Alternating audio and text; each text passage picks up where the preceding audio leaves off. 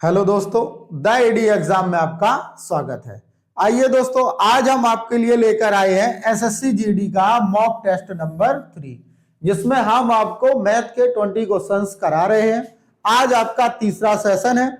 अगर आपको सेशन ये पसंद आ रहा है तो इसे लाइक, कमेंट और शेयर करना बिल्कुल भी ना भूलें और अपने उन दोस्तों के पास जरूर इसे शेयर कर दें जो एसएससी जीडी के एग्जाम देने वाला है। चलिए देखते हैं। सवाल नंबर पहला लिखा हुआ है कि 34, 51 और 68 का लासा कितना होगा। 34, 51 और 68 का लासा। देखिए 34, 51, 68 आप देख पा रहे हैं। ये जो है 34, 51, 68 ये किसके मल्टीपल हैं? 17 के। तो 17 आप लिख लीजिए। 17 दूनी 34, 17 तिया 51, 17 चौको 68। अब आप बताइए ये 2, 3, 4 का तो लासा आप बड़ी आसानी से ले सकते हैं। तो बताइए इनका लासा कितना हो जाएगा? 12। 17 और था, आप 17 में 7 इसके गुणा करा दीजिए तो इस आंसर कितना हो जाएगा? 17 गुणा 12 204। तो आपका आंसर कितना हो जाएगा? 204। ये क्वेश्चन नंबर फर्स्ट। अगले क्वेश्चन पर चलते हैं। जैसे अगला क्वेश्चन है, अगला क्वेश्चन ये जो क्वेश्चन है ये आपका सरलीकरण का क्वेश्चन है। तो देख लीजिए जैसे लिखा हुआ 25 प्लस, लिख देता हूं मैं, जैसे लिखा हुआ है 25 प्लस 184 भाग ब्रैकेट है बड़ा 150 माइनस फिर मंझला ब्रैकेट 9 गुणे 9 प्लस ब्रैकेट 83 माइनस 4 क्रॉस 50, ये सारे ब्रैकेट क्लोज। ये सरलीकरण का क्वेश्चन है तो इसमें जो नियम लगता है वो बॉडमास का नियम लगता है। आइए जानते हैं बॉडमास क्या होता है। ये देखिए ध्यान से, बॉडमास, बॉडमास का नियम। बॉडमास में क्या होता है? बी फॉर होता है ब्रैकेट। सबसे पहले हम किसे सॉल्व करते हैं? कोष्टक को, या कोष्टक के अंदर जो संख्या लिखी होती है उसे सबसे पहले सॉल्व किया जाता है। दूसरे नंबर पर लिखा हुआ है ओ फॉर ऑफ होता है, या हिंदी में इसे कहते हैं का। इसका मतलब क्या होता है? गुणा। तो उसके कोष्टक के बाद अगर ऑफ लिखा हुआ है तो हम किसे सॉल्व करेंगे? ऑफ को। फिर आता है डी फॉर भाग, डिवाइड होता है भाग। एम फॉर मल्टीपल मतलब गुणा। ए फॉर एडिशन मतलब जोड़ना। एस फॉर सब्सट्रैक्शन मतलब माइनस। तो मतलब अगर जैसे गुणा भाग प्लस माइनस है तो उसमें सबसे पहले आपको क्या कराना पड़ेगा? गुणा। आइए तो सवाल में अप्लाई करते हैं इसे, देखते हैं। जैसे लिखा हुआ है तो हमें ब्रैकेट सॉल्व करने हैं तो ब्रैकेट के अंदर जाएंगे तो ये एक हमें ब्रैकेट दिखाई दे रहा है तो इससे पहले सॉल्व करेंगे। तो क्या दिख रहा है देखेंगे ध्यान से। जैसे 15 चौको 60, ये कितना हो जाएगा? 60। 83 में से 60 घट जाएगा तो ये यहां कितना बचेगा? 23। कितना बचेगा? 23। अब आप देखिए ये कितना हो जाएगा? 9 9 सा 81, इसके साथ ऐड हो जाएगा तो ये पूरा ब्रैकेट सॉल्व हो जाएगा। तो इसको ऐड कर लीजिए, कितना हो जाएगा? 104। ये इससे घट जाएगा तो आगे देखिए कितना बचेगा? 25 प्लस 184 भाग, ये घटाकर लिखेंगे तो कितना बचेगा? 46 बचेगा।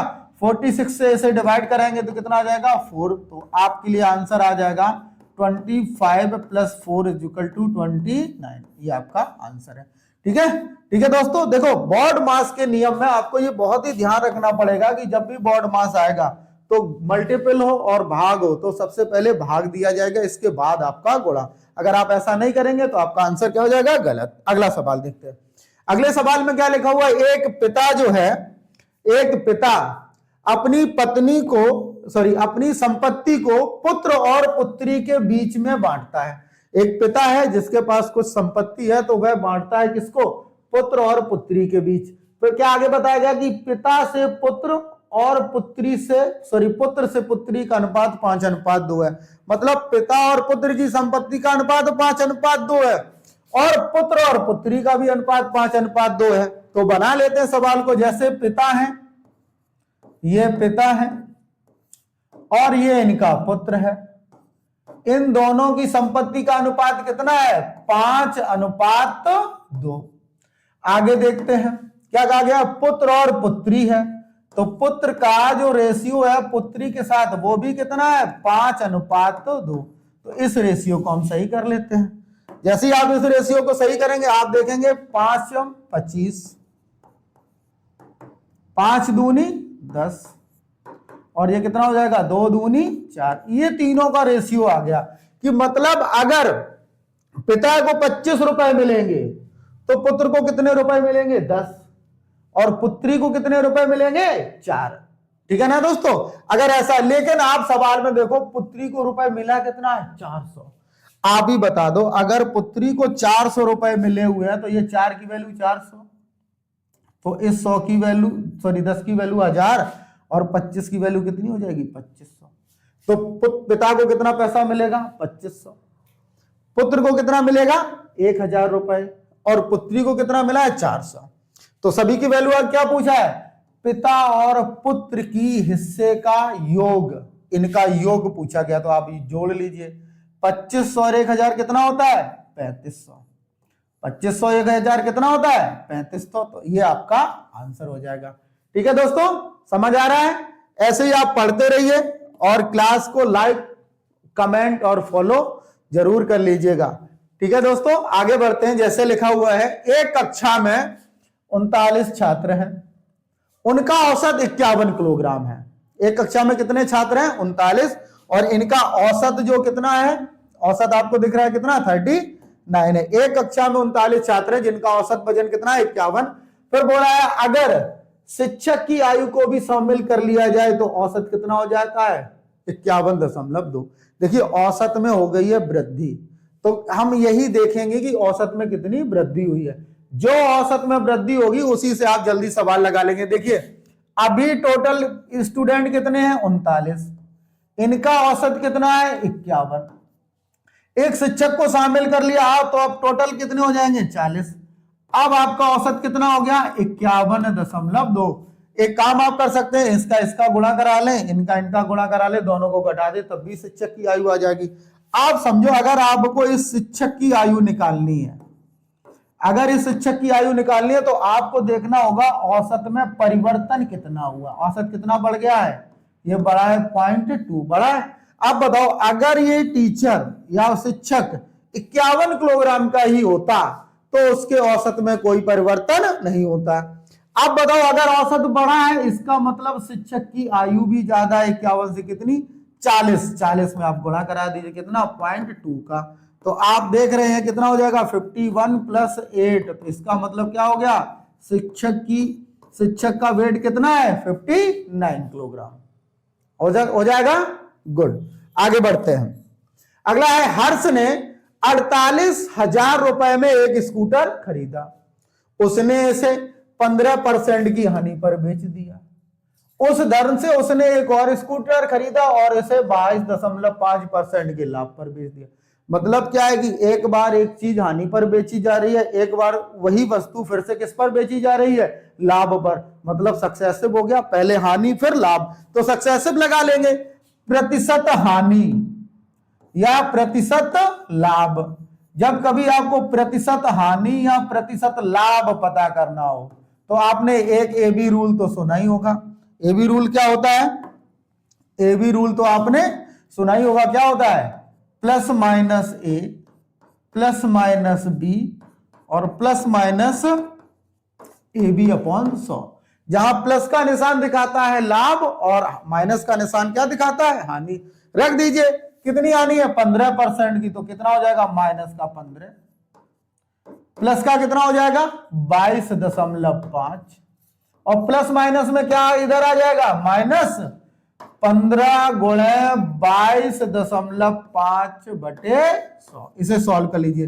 जब आप इसे सॉल्व करेंगे तो ये बचेगा यहाँ पर 7.5 माइनस, इसे और सॉल्व कर लीजिए। देखिए 1 दशमलव हटाएंगे तो 1 0 यहाँ पर आ जाएगा कि नहीं आ जाएगा। तो आप चाहो तो 15 का गुणा करा लो, 3 अंक बाद दशमलव लगा देना। ठीक है, अगर आप थोड़ा सॉल्व करना चाहते सॉल्व कर लीजिए।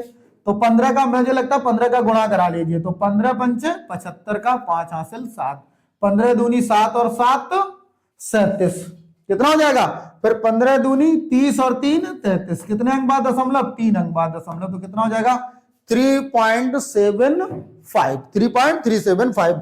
अब बताओ ये 7.5 0 3 बार कर लो, इसको इसमें से माइनस करा दो 3.375, तो पॉजिटिव नंबर आ जाएगा। कितना बचेगा, तो 5 2 1 इंटू कितना हो जाएगा 4, तो 4.125% क्या प्रॉफिट, प्लस आ रहा है तो प्रॉफिट। आप देख लीजिए तो आपका आंसर कितना हो जाएगा, लाभ 4.125% का लाभ।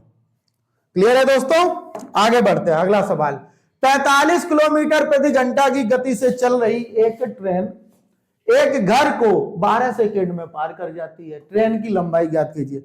जब कोई ट्रेन किसी घर को या किसी व्यक्ति को पार करती है तो ट्रेन सिर्फ अपनी लंबाई के बराबर दूरी तय करती है। जब कोई ट्रेन किसी व्यक्ति को पार करती है तो कितनी लंबाई चलती है, केवल अपनी लंबाई के बराबर।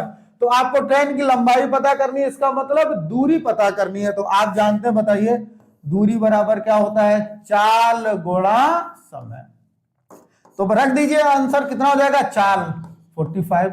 अब आपको एक देखना पड़ेगा कि चाल इसमें किसमें है, यहां पर किलोमीटर प्रति घंटा में, और समय किसमें दिया गया, सेकेंड में। तो आपको इस चाल को मीटर प्रति सेकेंड में बदलना पड़ेगा। आपको चाल को किसमें बदलना पड़ेगा, मीटर प्रति सेकेंड में। तो चाल को मीटर प्रति सेकंड में बदलने कितने का गुणा कराते हैं, 5/18। समय कितना है आपका, 12 सेकंड। इसे आप सॉल्व कर लेंगे, आपका आंसर आ जाएगा। देखो, जैसे 6 दूनी 12, 6 तिया 18, 3 से काटेंगे कितना, 15, गुणा करा लेंगे, 15 पंजे 75, दूनी 150, 150 मीटर। इसका मतलब ट्रेन की लंबाई कितनी है, 150 मीटर। तो आपका आंसर ये रहा, आपका आंसर। क्लियर है दोस्तों, आगे बढ़ते हैं। लिखा हुआ, अमित द्वारा 5 विषयों में प्राप्त अंकों का औसत 72 है। अमित द्वारा 5 विषयों में प्राप्त अंकों का औसत 72 है। यदि इनमें से 3 विषयों में प्राप्त अंकों का औसत 70 है तो शेष विषयों में प्राप्त अंकों का औसत ज्ञात कीजिए। आइए देखते हैं। जैसे अमित है, अमित के 5 विषयों में कितने नंबर आए हैं, 72। बताओ तो टोटल नंबर कितने हो जाएंगे, 72 पंचे 360। बचे कितने विषय, 3। इनमें से 3, इन्हीं में से 3, इनका औसत कितना है, 70। तो यहां पर टोटल नंबर कितने हो जाएंगे, 210। घटा लीजिए, घटाएंगे तो शेष जो विषय बचे, शेष 2 विषय, कितने विषय बचे, शेष, इन 2 शेष विषयों के नंबर कितने होंगे, 150। आपको पता क्या करना है, औसत। औसत क्या होता है बताओ, 2 विषयों के अंक 150 है, तो औसत कितना हो जाएगा, 150/2। तो औसत कितना हो जाएगा, 75। ठीक है दोस्तों, आगे बढ़ते हैं। अगला सवाल है, एक कार 80 किलोमीटर प्रति घंटा की गति से शुरू होती है। हाँ दोस्तों, चलिए फिर आगे अगला सवाल देखते हैं। अगले सवाल में क्या लिखा हुआ है, एक कार 80 किलोमीटर प्रति घंटा की गति से शुरू होती है और इसकी गति हर 2 घंटे में, इसकी गति हर 2 घंटे में 8 किलोमीटर प्रति घंटा बढ़ रही है। जैसे ही 2 घंटे गुजर जाएंगे तो इसकी गति कितनी बढ़ जाएगी, 8 किलोमीटर। तो बताइए कि यह कितने घंटे में 432 किलोमीटर की दूरी तय करेगी। तो बताइए हर 2 घंटे बाद 8 किलोमीटर प्रति घंटा गति बढ़ेगी। तो अभी कार की गति कितनी, 80। इसका मतलब पहले घंटे कार की गति कितनी रहेगी, 80। दूसरे घंटे भी कार की गति कितनी रहेगी, 80। जैसी तीसरा घंटा आएगा तो इसकी गति कितनी हो जाएगी, 88। चौथे घंटे में भी कितनी रहेगी, 88। और 5वें घंटे में 96। आगे 6वें घंटे में भी 96। तो इस तरीके से इसकी गति बढ़ेगी। आपको कितनी गति जानी है, टोटल 432 किलोमीटर। देख लेते हैं, अगर यह 432 हो जाएगा तो 1 घंटा, 2, 3, 4, 5 घंटे में दूरी हो जाएगी। इसे ऐड कर लीजिए, ऐड करेंगे तो 8, 8, 8 चौको 32, 8 5 40, सीधा 400 तो हो ही जाएगा। 8 और 8 16, 16 32। तो कितना हो गया, यह देखिए पूरा हो जाएगा 432 किलोमीटर। इसी तरीके से आप इस सवाल को बड़ी आसानी से लगा भी सकते हैं। तो कितने घंटे लगेंगे, टोटल 5 घंटे। अगला सवाल देखते हैं। अगला सवाल है, एक वृत्त का क्षेत्रफल 2464 वर्ग सेंटीमीटर है। इस वृत्त का व्यास क्या होगा यदि पाई बराबर कितना हो, 22/7। अब बताइए, वृत्त का क्षेत्रफल, कोई एक वृत्त है, वृत्त का व्यास पूछा है तो ये इसका व्यास होता है। व्यास कितना होता है, त्रिज्या का दोगुना। अगर त्रिज्या r है तो व्यास कितना होगा इसका, 2r। त्रिज्या अगर r है तो व्यास कितना होता है, 2r। वृत्त का क्षेत्रफल कितना होता है, पाई। वृत्त का क्षेत्रफल कितना होता है, पाई r स्क्वायर। तो पाई r स्क्वायर कितना गिवन है आपको, 24/64। सॉल्व कर लीजिए। पाई का मान 22/7 इंटू आर स्क्वायर बराबर 24/64। इसे सॉल्व कर लीजिए। 22 से कट जाएगा, काट भी सकते हैं आप। देखिए 22 से काटते हैं तो 22 से काटेंगे तो क्या हो जाएगा, आर स्क्वायर बराबर 24/64/22। ऊपर कहां चला जाएगा 7। 11 से काट लीजिए पहले। 11 दूनी 22, 11 दूनी 22, कितना बचा 2, फिर 11 दूनी 22, 4, 11 चौको 44, कट गया। 2 से काटेंगे तो 112, 112 गुणा 7, तो आर स्क्वायर बराबर 112 गुणा 7, तो 7 दूनी 14, हासिल कितना 1, 77 और 1 78, तो कितना हो जाएगा आर स्क्वायर बराबर 84। अब बताइए 84 कितने का वर्ग होता है, आर स्क्वायर बराबर 84, तो आर बराबर 28, तो त्रिज्या कितनी आ जाएगी इस वृत्त की 28। आपसे पूछा क्या गया है व्यास, व्यास कितना होता है 2r, तो व्यास बराबर कितना हो जाएगा 28 दूनी 56 सेंटीमीटर, तो व्यास आपका कितना हो जाएगा 56 सेंटीमीटर। तो ये रहा आपका आंसर। अगला सवाल देखते हैं। क्लियर है दोस्तों। अगला देखिए, अगले सवाल में कहा गया एक समबाहु त्रिभुज का परिमाप एक वृत्त की परिधि के बराबर है। मतलब क्या है कि एक समबाहु त्रिभुज है और इस त्रिभुज का जो परिमाप है वो किसके बराबर है, वृत्त की परिधि के बराबर। अब बताइए समबाहु त्रिभुज का परिमाप कितना होता है 3 गुणा भुजा। समबाहु त्रिभुज का परिमाप कितना होता है 3 गुणा भुजा। वृत्त की परिधि कितनी होती है, वृत्त की परिधि होती है 2 पाई आर। ये दोनों आपस में कैसे हैं बराबर, ये कहा गया तो मैंने कर दिया। फिर आगे देखते हैं, यदि इस समबाहु त्रिभुज की प्रत्येक भुजा 88 सेंटीमीटर लंबी है, मतलब भुजा की लंबाई कितनी है 88, तो वृत्त के व्यास की लंबाई ज्ञात कीजिए। अब बताइए भुजा कितनी है 88, तो आप लिख सकते हैं 3 गुणा 88 बराबर 2, पाई का मान 22/7 इंटू आर। तो आप सॉल्व कर लीजिए। देखो 22 चौको 88, 4 तिया 12 सत्ते 84, तो 84 बराबर कितना 2r, और 2r क्या होता है व्यास, तो व्यास आपका कितना आ जाएगा 84 सेंटीमीटर। ये आपका आंसर हो जाएगा। अगला सवाल देखते हैं। अगला सवाल है ए बी से 25% कम है। मतलब क्या है कि ए जो है ए वो बी से कितना कम है 25%। अगर 25% की बात की जाए तो आपने पढ़ रखा होगा कि 25% का मतलब होता है 1/4। अगर बी 4 है तो ए कितना होगा 3। फिर क्या लिखा है बी 120 से 30% है। देखें मतलब बी के बारे में फिर हमसे ये कहा गया कि ये जो बी है वो 120 से कितना अधिक है 30%, तो 120 का 30% पता कर लेते हैं। तो 120 का 30%, 12 दिया 36, 120 में 36 जोड़ देंगे तो कितना हो जाएगा 156। इसका मतलब बी की वैल्यू कितनी है 156। अब अगर हमसे किसका पूछा ए का मान, बी की वैल्यू 156, तो 4 की वैल्यू 156, किसका मान निकालने 3 का, तो 4 का भाग दे देंगे। 4 दिया 12, 4 ने 36, कितने गुना 39 गुना, तो 39 का गुणा करा दीजिए, ए की वैल्यू आ जाएगी 39 दिया 117, 39 दिया कितना होता है 117, तो ए का मान कितना हो जाएगा 117।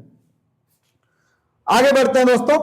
अगला सवाल है आपके पास, इस सवाल का आंसर आप देंगे कमेंट बॉक्स में जरूर बताएंगे। क्या लिखा हुआ है, एक बेईमान व्यापारी लागत मूल्य पर 12.5% की हानि पर सामान बेचता है।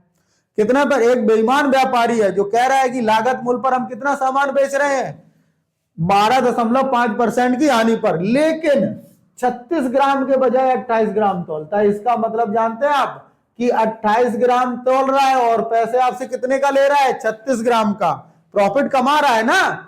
तो आपको बताना उसका लाभ या हानि प्रतिशत। आप बताइए, आसान तरीके से लगा लेते हैं, बताइएगा।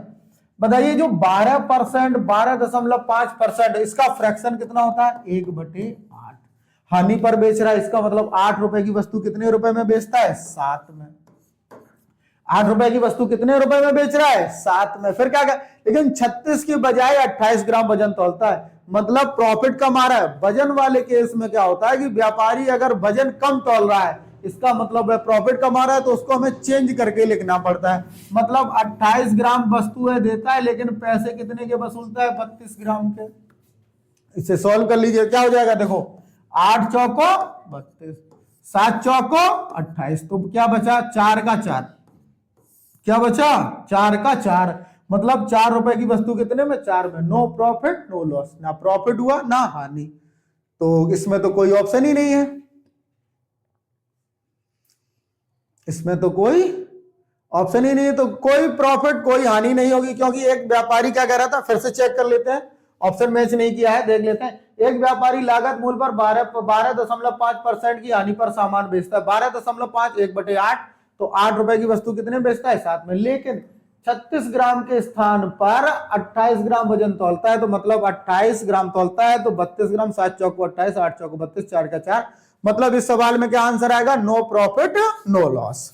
ठीक है, तो उस दुकानदार को नो प्रॉफिट नो लॉस होगा, ना उसको प्रॉफिट होगा और ना ही उसे हानि होगी। तो आंसर कितना हो जाएगा 0%, नो प्रॉफिट नो लॉस। आप इसमें बना सकते हैं 0%, ना लाभ ना हानि।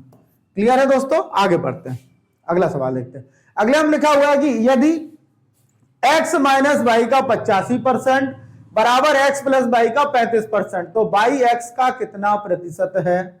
क्या लिखा हुआ है कि x माइनस वाई का कितना परसेंट 85%, किसके बराबर है x प्लस वाई के 35% के बराबर है। तो देखिए ये x और x माइनस वाई, इनको एक साइड कर लेते हैं, इसको इस साइड भेज दें, तो यहां कितना हो जाएगा आप देखेंगे, क्या हो जाएगा 85/35 बराबर x प्लस वाई बटे x माइनस वाई। हो गया इतना। अब आप बताइए अगर ऐसा लिखा हुआ है x plus Y upon x minus y, आप 85/35 थोड़ा और सॉल्व कर लेते, इसको काट लेते हैं, कितना बचेगा 17, यहां कितना बचेगा 7, मतलब दो संख्याओं का योग 17 है और अंतर कितना है 7। तो आप x अपॉन वाई डायरेक्ट भी निकाल सकते हैं, बता दीजिए कैसे आ जाएगा x बटे वाई डायरेक्ट। आपने एक प्रमेय पढ़ रखी है योगांतरानुपात, क्या प्रमेय होती है योगांतरानुपात, आइए देख लेते हैं। जैसे क्या होता है, अगर a अपॉन बी बराबर c अपॉन डी है, अब अगर आप इसमें योगांतरानुपात प्रमेय लगाएंगे, कौन सी प्रमेय होती है योगांतरानुपात, इंग्लिश में कहते हैं कंपोनेंडो एंड डिविडेंडो। अगर आप योगांतरानुपात प्रमेय लगाएंगे तो आप क्या होता है, एक बार अंश में हर जोड़ा जाता है और एक बार अंश में हर घटाया जाता है।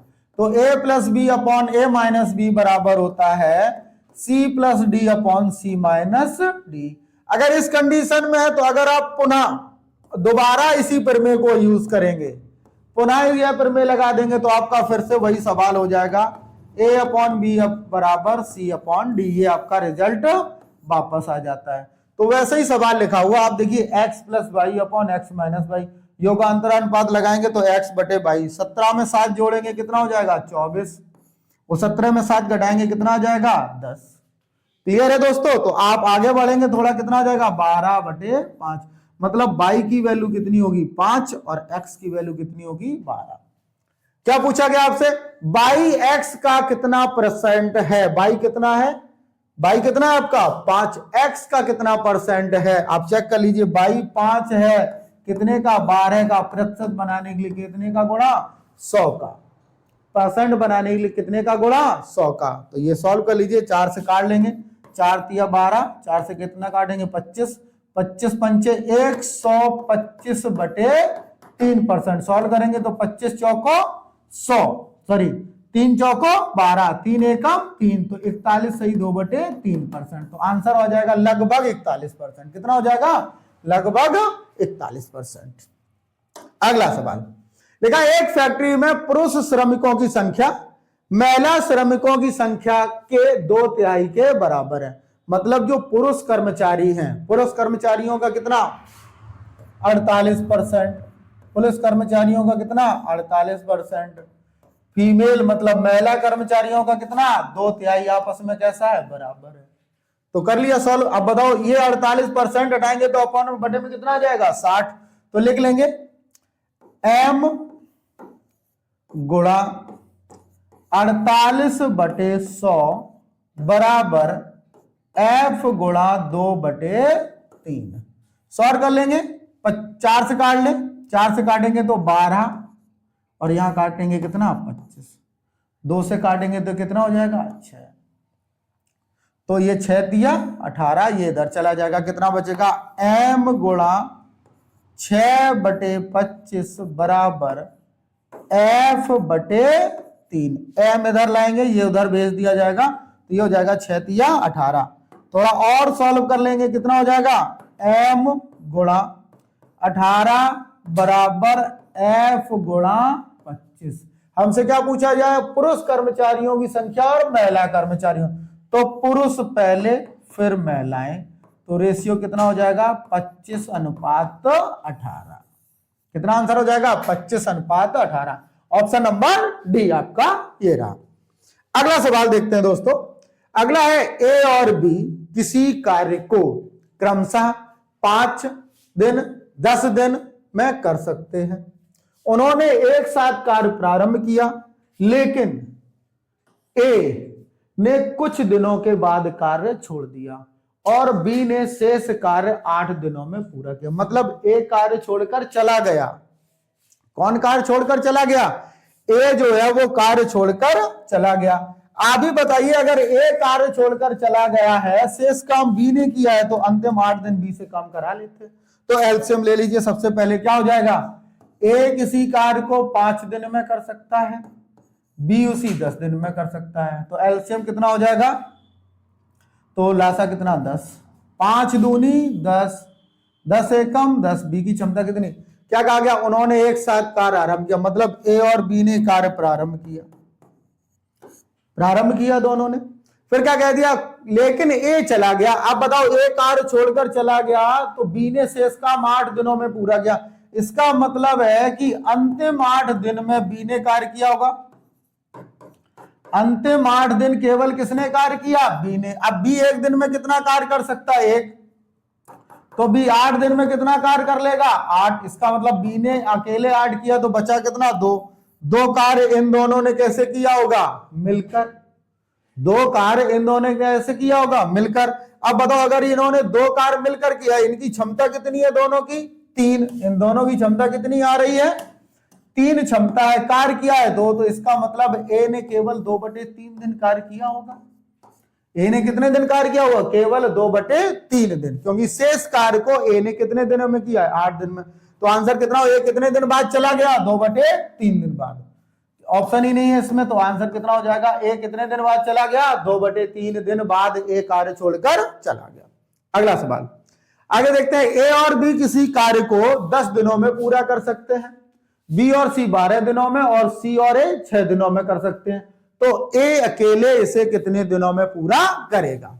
देख लीजिए क्या कहा गया है कि ए और बी मिलकर इसे कितने दिनों में, 10 दिनों में। बी और सी मिलकर इसे 12 दिनों में।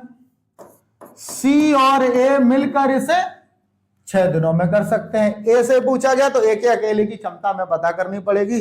तो आप सबसे पहले एलसीएम ले लीजिए। एलसीएम कितना हो जाएगा, 60, 10 छिक्का 60, 12 पंचे 60, 6 10 60। ऐड कर लीजिए इनको, तो क्या हो जाएगा, 6 5 11 और 10 21। ये डबल एबीसी की क्षमता हो जाएगी। डबल ए हो जाएगा, डबल बी और डबल सी। तो सिंगल एबीसी कितना हो जाएगा, 10.5। ये ए प्लस बी प्लस सी कितना हो जाएगा, 10.5। हमें वर्ग किससे करवाना है, ए से। तो बी और सी की क्षमता कितनी है, 5। तो 5 घटा देंगे। अगर बी सी 5 है तो बताओ ए अकेले 5.5 होगा। बी और सी की क्षमता 5 है, तो ए के अकेले की क्षमता कितनी हो जाएगी, 5.5। तो 5.5 से भाग दे दीजिए, 5.5, एक जीरो हो जाएगा, कितना हो जाएगा, 600/55। 5 से काटेंगे तो नीचे आ जाएगा 11, ऊपर आ जाएगा 120/11 दिन। तो कितना समय लगेगा, 120/11 दिन। अगर ये अकेले कार्य करेगा तो उसे कितना समय लगेगा दोस्तों, 120/11 दिन। अगला लिखा है 4 अंकों की सबसे बड़ी संख्या जो 27 और 36 से पूर्ण विभाज्य वह ज्ञात कीजिए। अब बताइए, जो संख्या 4 अंकों की बतानी है जो किससे कटती हो, सॉरी 17 और 36 से। अब बताओ 36 से कटने का मतलब, 36 से वही संख्या कटेगी जिसके अंकों का योग कितना होगा, 9। चेक कर लीजिए, ऑप्शन से भी ट्राई कर सकते हैं कि नहीं, बताओ। 9 7 5 12 6 18, मतलब यही 9 से कट रहा है। ये भी कट रहा है, मतलब 9 9 ये भी, ये से तो सारी संख्याएं कट रही हैं। तो अगर इसमें चाहे तो आप 17 का विभाज्यता नियम लगा देते। नहीं, हमें 4 अंकों की संख्या पता करनी है तो 17 और 36 का क्या ले सकते हैं आप, एलसीएम, या 17 से कटने वाली संख्या इसमें देख सकते हैं आप, ऐसे भी ट्राई कर सकते हैं। और भी एक नियम लगा सकते हैं, जैसे 9 चौको 36 था इसमें, 9 चौको 36, 9 चौको 36, 4 से ये सारी संख्याएं कट रही हैं, 4 और 4 से भी कट रही हैं और 9 से भी कट रही हैं। तो इसमें तो 4 और 9 36 का नियम लगाना मुश्किल है, किसका लग सकता था, 17 का नियम लग सकता है। तो 17 का नियम थोड़ा बड़ा होता है, तो हम फिर क्या करेंगे, इनका एलसीएम लेकर सबसे बड़ी 9 अंकों की संख्या में क्या दे देंगे, भाग। देखना ध्यान से, 4 अंकों की सबसे बड़ी संख्या कितनी होती है, 9999। 17 और 36 का आपको ले लेना है क्या, एलसीएम। अब 17 36 में कुछ कॉमन तो है नहीं, तो इनका एलसीएम जो होगा वो इनका गुणनफल ही होगा। 17 छिक्का 102, तो 17 दिया 51, तो ये कितना हो जाएगा, 2 1, तो कितना हो जाएगा इनका गुणनफल, 612। 612 से भाग दे देंगे तो पहला आ जाएगा कितना, 612 एकम 612। घटाएंगे कितना बचेगा, 7 8 और यहाँ पर कितना 3, 9 उतार लेंगे तो 6 बार फिर चला जाएगा, तो 6 बार 12 छंग 72 और 6 छिक्का 36, 3672। कितना बचेगा, 7 0 207। ये क्या आ जाएगा आपका शेषफल, ये क्या आ जाएगा आपका शेषफल। अगर ये शेषफल इस संख्या में से घटा दिया जाए तो हमें फिर वही संख्या प्राप्त होगी जो 17 और 36 से पूर्णतः विभाज्य होगी। तो आप घटाकर प्राप्त कर लेंगे। 9999 में से कितना घटा देना है, 207। घटाएंगे कितना बचेगा, 2979। तो आपका आंसर कितना हो जाएगा, 9792। यह एक ऐसी संख्या होगी 4 अंकों की सबसे बड़ी जो 17 और 36 से पूर्णतः विभाज्य होगी। अगला देखते सवाल। अगला सवाल है 32,000 रुपए पर 6 महीने के लिए 12% प्रतिवर्ष की दर से तिमाही आधार पर चक्रवृद्धि ब्याज ज्ञात कीजिए। देखिए चक्रवृद्धि ब्याज कैसा ज्ञात करना है आपको, तिमाही, और कितने महीने के लिए, 6 महीने। अब बताइए, समय आपके पास केवल 6 माह है और आपको ब्याज लगना है तिमाही, तो 6 महीने में कितनी तिमाही बनेगी, केवल 2। इसका मतलब 2 साल का कॉन्सेप्ट लगेगा। और तिमाही के लिए आपको फिर ब्याज भी तिमाही पता करनी पड़ेगी। दर आपकी कैसी है, 12% वार्षिक। वार्षिक का मतलब ये 12 माह की दर है। 3 माह की दर बतानी है तो 4 का भाग देना पड़ेगा, तो दर आपकी तिमाही कितनी हो जाएगी, 3%। दर आपकी 3%। तो 32,000 रुपए पर क्या ब्याज करना है, चक्रवृद्धि ब्याज। तो आप लिख लीजिए 32,000, अब 3% ब्याज लगेगा, तो पहला तिमाही में फिर दूसरा तिमाही में ऐड कर लेना। अब बताओ इसका 3%, तो 32 तिया 96, कितना ब्याज मिल जाएगा, 960। आगे देखेंगे तो ये भी कितना, 960 प्लस इसका फिर 3% आपको निकालना है, तो 3% निकालेंगे तो 0, 6 तिया 18, 3 निम 27 और 28, 2 अंक बाद दशमलव, 28.8, तो 960 और 28.8 रुपए कितना ब्याज मिलेगा। तो इनको जोड़ लेंगे, 9 9 18, तो ये हो जाएगा 1920 और 28.8, तो कितना आंसर आ जाएगा, 1948.8, जिसमें 0.8 आ रहा हो, तो ये आपका आंसर रहा 1948.8। ये आपका आंसर होगा, क्योंकि ये तिमाही ब्याज था इसलिए दर हमें भी इसको तिमाही में कन्वर्ट करना पड़ा। अगला, चलिए दोस्तों इस सवाल में देखते हैं कैसे सॉल्व करना है। जैसे प्रणव ने 13% प्रतिवर्ष साधारण ब्याज की दर से 3,35,180 रुपए की राशि उधार ली। पहले वर्ष के अंत में वह उधार ली गई राशि मूल वापसी के लिए 23,060 रुपए चुकाता है। मतलब जो पैसा उसने उधार लिया उसमें से कुछ रुपए दे देता है और दूसरे वर्ष के अंत में वह सभी लंबित राशि का भुगतान करना चाहता है, जो पहले वर्ष के दौरान अर्जित ब्याज भी शामिल है। तो दूसरे वर्ष में कितना ब्याज होगा। आइए देखते हैं सवाल कैसे लगाएंगे, देखते हैं। देखिए जैसे उसने कितना पैसा उधार लिया है, 3,35,180। एक वर्ष बाद वह उसमें से कुछ पैसा दे देता है। कितना पैसा दे देता है, 23,060। तो 1 वर्ष के बाद बचेगा कितना पैसा, 0 2 1 2 1 3, इतना पैसा भी उसको दूसरे, मतलब पहले साल केवल इस पर ब्याज मिला तो अभी ब्याज नहीं दिया, दूसरे वर्ष के अंत में ब्याज दिया, मतलब इसका 13% ब्याज देगा और इस पैसे का भी 13% ब्याज देगा। तो आप दोनों को जोड़कर उसका 13% निकाल लीजिए और इसका पैसा, तो दोनों को जोड़ लेते, कितना हो जाएगा, इसको जोड़ना है तो 0, 8 और 2 10 का कितना 0, 1 और 1 2 और 1 कितना हो जाएगा 3 हासिल का था, 5 और 2 7, 3 और 1 4 और 3 और 3 6, इसका कितना आपको 13%, उसको क्या देना है ब्याज 13%, इसका ब्याज आप निकाल लीजिए। तो कितना हो जाएगा 13 तिया 39 का 9 हासिल कितना 3, 13 सत्ते 91, 91 और 3 कितना होता है 94 हासिल में 9, 13 चौको 52, 52 और 9 61 हासिल में कितना 6, 13 छिंग 78 और 6 84, इसका मतलब उसे ब्याज के रूप में कितना रुपया देना पड़ेगा 84,149, उसे दिया कितना है अभी केवल 23,060, तो 84,149 ब्याज और देगा, तो इस पैसे को लिखकर इसके साथ जोड़ दीजिए कितना 84,149, तो उसके द्वारा चुकाया गया कुल धन कितना हो जाएगा 9 6 2 6 9 3, तो 3,96,269, कितना उसे चुकाना पड़ेगा दूसरे वर्ष के अंत में 3,96,269। अगला सवाल देखते हैं और आज की स्लाइड का ये अंतिम सवाल होगा और आपका प्रैक्टिस सेट नंबर 3 एकदम कंप्लीट हो जाएगा। देखिए कैसा है सवाल, एक ट्रेन एक खंबे को 30 सेकंड में पार करती है तथा 100 मीटर लंबे प्लेटफॉर्म को 40 सेकंड में पार करती है, ट्रेन की लंबाई ज्ञात कीजिए।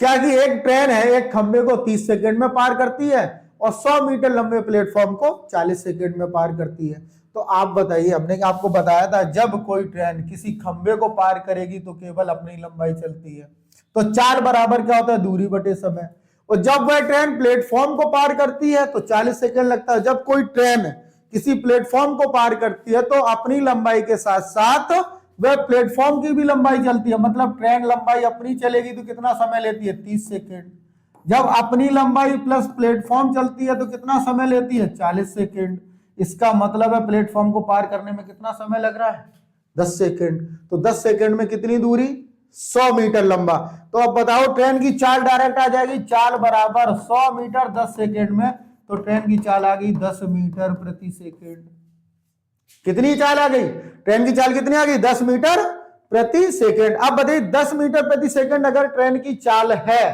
तो ट्रेन वह उसी चाल से 10 की गति से कितनी दूरी भी जाती है L मीटर भी दूरी जाती है, तो L बराबर कितना आ जाएगा 300 मीटर, मतलब ट्रेन को खुद की लंबाई पार करने में 30 सेकंड लगते हैं, और ट्रेन आ गया था कि 10 सेकंड में ट्रेन कितना जाती है 100 मीटर ट्रेन चलती है, तो बताओ 10 सेकंड में 100 चलती है तो 30 सेकंड में कितना चलेगी 300 मीटर, तो ट्रेन की लंबाई कितनी हो जाएगी 300 मीटर, ये आपका रहा 300 मीटर। तो ये आपका प्रैक्टिस सेट नंबर 3 था जिसे मैंने कंप्लीट सॉल्व करा दिया है।